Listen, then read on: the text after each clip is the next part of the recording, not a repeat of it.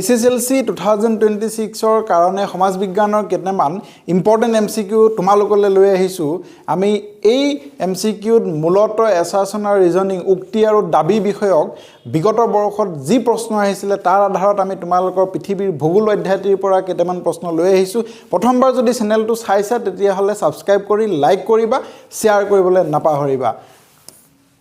এক নম্বৰ প্ৰশ্ন তলৰ কোনটো ভাৰত মহাসাগৰৰ সামুদ্ৰিক খাত নহয় সিসিলিস মাদাগাস্কাৰ ক্ৰুজেট আৰু মেৰিয়ানা গতিকে আমাৰ শুদ্ধ উত্তৰটো হ'ব মেৰিয়ান এটো ভাৰত মহাসাগৰৰ সামুদ্ৰিক খাত নহয় তলৰ কোনটো ভাৰত মহাসাগৰৰ অন্তৰ্গত সাগৰ নহয় যে ভাৰত মহাসাগৰৰ অন্তৰ্গত কেবাখনো সাগৰ আছে গতিকে তলৰ কোনখন নহয় আমাৰ অপচন আছে আৰব সাগৰ পাৰস্য সাগৰ কৃষ্ণ সাগৰ আৰু ঘ এটাও নহয় শুদ্ধ উত্তৰটো হৈছে কৃষ্ণ সাগৰ তাৰ পিছত তোমালোকে চোৱা আমাৰ উক্তি আছে উক্তি আৰু দাবী বিষয়ক প্ৰশ্নসমূহ তোমালোকে নিশ্চিতভাৱে জানা কিদৰে এইসমূহ প্ৰশ্ন আহে আমি তোমালোকক প্ৰথমে মই উক্তি আৰু দাবীৰ প্ৰশ্নসমূহৰ যিকেইটা অপচন আহে সেই অপচনকেইটা তোমালোকক মই দেখুৱাই ল'ব বিচাৰিছোঁ উক্তি আৰু দাবীৰ প্ৰশ্নত কি অপচন আহে চাবা প্ৰথম আহিব যে উক্তি মানে এ দিয়া আছে এছাৰচন কি বুলি আহিব পাৰে যে এ আৰু আৰ কি বুলি আহিব এ আৰু আৰ উক্তি আৰু আৰ মানে দাবী দুয়োটা সঠিক আৰু আৰ মানে দাবী এৰ সঠিক ব্যাখ্যা উক্তিৰ সঠিক ব্যাখ্যা তাৰ পিছত এটা অপচন থাকিব উক্তি আৰু দাবী দুয়োটা সঠিক কিন্তু দাবী উক্তিৰ সঠিক ব্যাখ্যা নহয় তাৰ পিছত থাকিব উক্তি সঠিক কিন্তু দাবীটো ভুল বা অশুদ্ধ বা তাৰ পিছত থাকিব উক্তি ভুল কিন্তু দাবীটো সঠিক গতিকে এই অপচন কেইটা উক্তি আৰু দাবীৰ প্ৰশ্নৰ লগত জড়িত থাকে গতিকে এই কেইটাৰ আধাৰত কেইটামান প্ৰশ্ন আমি এতিয়া আলোচনা কৰিম তোমালোকে মন দি চাবা এটা চোৱা উক্তি দক্ষিণ মহাসাগৰ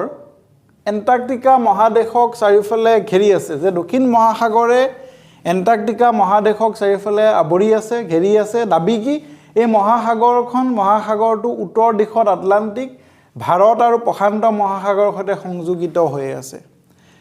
উত্তৰ কি আহিব এ আৰু আৰ দুয়োটা সঠিক আৰু আৰ এৰ সঠিক ব্যাখ্যা হয়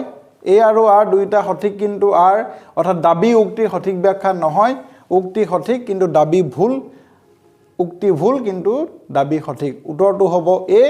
কি আছে আমাৰ অপচন আমি চাব লাগিব উক্তি আৰু দাবী দুয়োটা সঠিক আৰু দাবী উক্তি সঠিক ব্যাখ্যা অৰ্থাৎ দক্ষিণ মহাসাগৰে এণ্টাৰ্কটিকা আগুৰি আছে এটো শুদ্ধ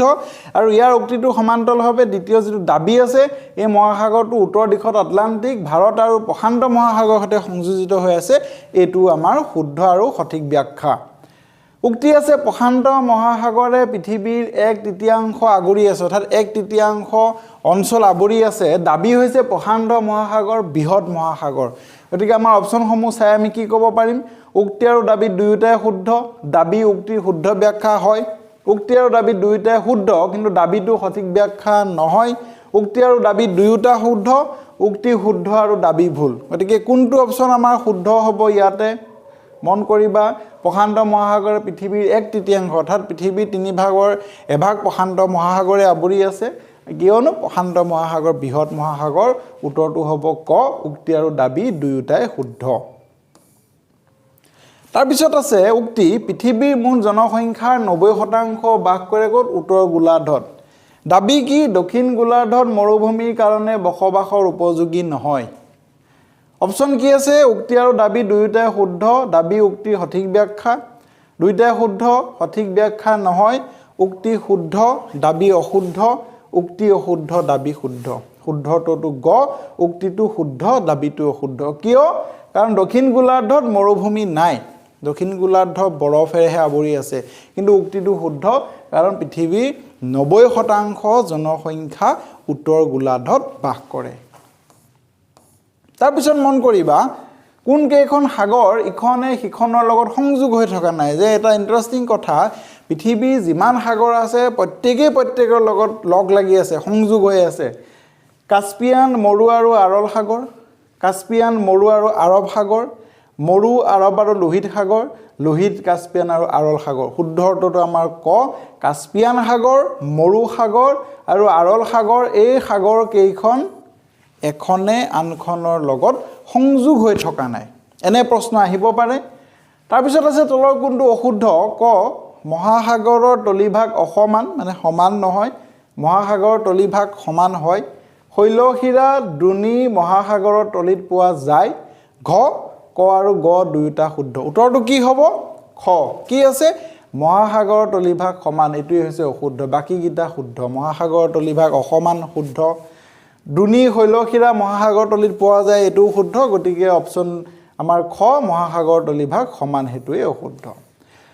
তাৰ পিছত আছে প্ৰশান্ত মহাসাগৰ পৃথিৱীৰ আটাইতকৈ ডাঙৰ মহাসাগৰ দাবী প্ৰশান্ত মহাসাগৰে পৃথিৱীৰ প্ৰায় 1/3 অঞ্চল আৱৰি আছে গতিকে আমি এটো জানোৱে যে উক্তি আৰু দাবী দুইটা সঠিক আৰু দাবী উক্তিৰ সঠিক ব্যাখ্যা হয় গতিকে অপচন আহিব ক ইয়াত এ দিয়া আছে কিন্তু ক হ'ব তাৰ পিছত আহিলে আটলান্টিক মহাসাগৰ এছ আকাৰৰ তোমালোকে চাবা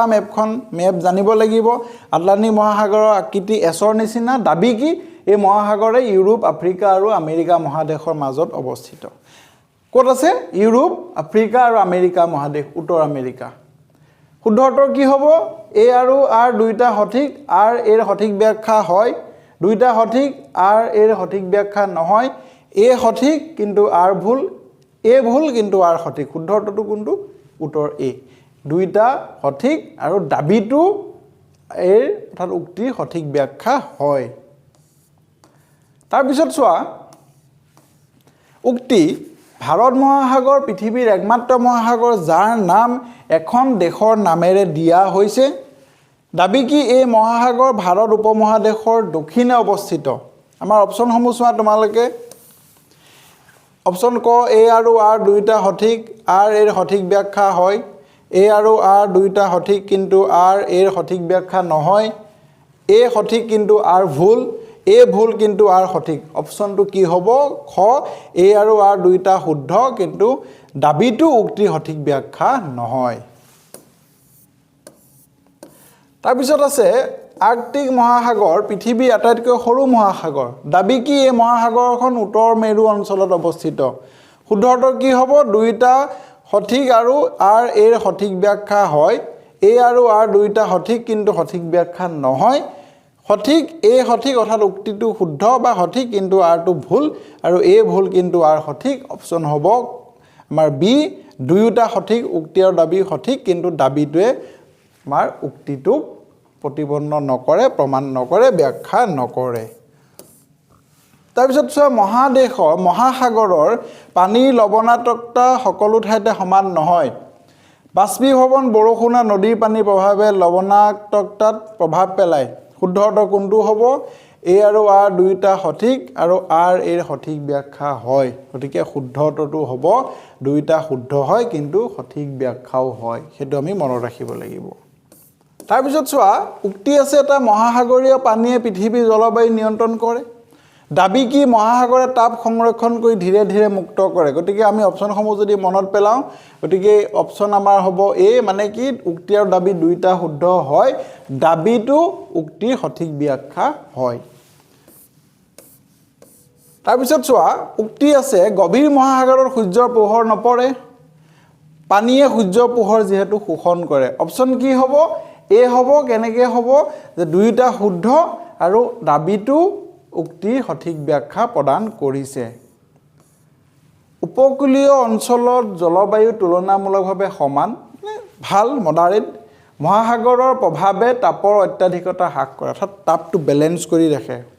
অপচন আমাৰ কি আছিলে যে এ আৰু আৰ দুইটা শুদ্ধ হয় আৰু আৰটো এৰ সঠিক ব্যাখ্যা হয় তাৰ পিছত চোৱা আটলান্টিক মহাসাগৰত জাহাজ চলাচল আটাইতকৈ বেছি এটা গুৰুত্বপূৰ্ণ প্ৰশ্ন দাবী কি ইউৰোপ আৰু উত্তৰ আমেৰিকাৰ মাজত ব্যৱসায়িক পথ আটাইতকৈ ঘন অৰ্থাৎ ইউৰোপ আৰু উত্তৰ আমেৰিকাৰ মাজত জাহাজ বেছি চলে কেলে কাৰণ বিজনেছ বেছি হয় ইয়েছ দুইটা শুদ্ধ হয় আৰু আৰটোৱে এক সঠিক ব্যাখ্যা প্ৰদান কৰিছে আৰু আমাৰ শেষৰ প্ৰশ্ন আমি আগবঢ়াইছোঁ তোমালোকলৈ যে মহাসাগৰৰ তলত ভূমিকম্প সংঘটিত হ'ব পাৰে দাবী কি মহাসাগৰৰ তলত টেক্টনিক ফলকসমূহ অৱস্থিত আছে গতিকে এনেকুৱা প্ৰশ্ন হ'ব পাৰে উত্তৰটো হ'ব কি শুদ্ধ উত্তৰটো ইয়েছ দুইটা শুদ্ধ হয় উক্তি আৰু দাবী দুইটা শুদ্ধ আৰু দাবীটোৱে উক্তিক সঠিক ব্যাখ্যা আগবঢ়াইছে গতিকে এনেকুৱা ধৰণৰ ইম্পৰ্টেণ্ট MCQৰ কাৰণে তোমালোকে চেনেলটো ছাবস্ক্ৰাইব কৰি ল'বা বন্ধুবৰ্গৰ মাজত শ্বেয়াৰ কৰি দিবা কমেণ্ট দিবা আৰু আমি তোমালোকক এনেকুৱা ধৰণৰ আমাৰ যিসমূহ PDF বা PPT থাকিব আমি তোমালোকক ফ্ৰী অফ কষ্টত প্ৰদান কৰিম তোমালোকে কমেণ্ট সেকশ্যনত আমাক কমেণ্ট কৰিলেই হ'ল আমি তোমালোকক বিনামূলীয়াভাৱে আমি MCQ তোমালোকক আগবঢ়াম আমাৰ চেনেলটো ছাবস্ক্ৰাইব কৰি ল'বা আৰু লাইক কমেণ্ট কৰিবলৈ নাপাহৰিবা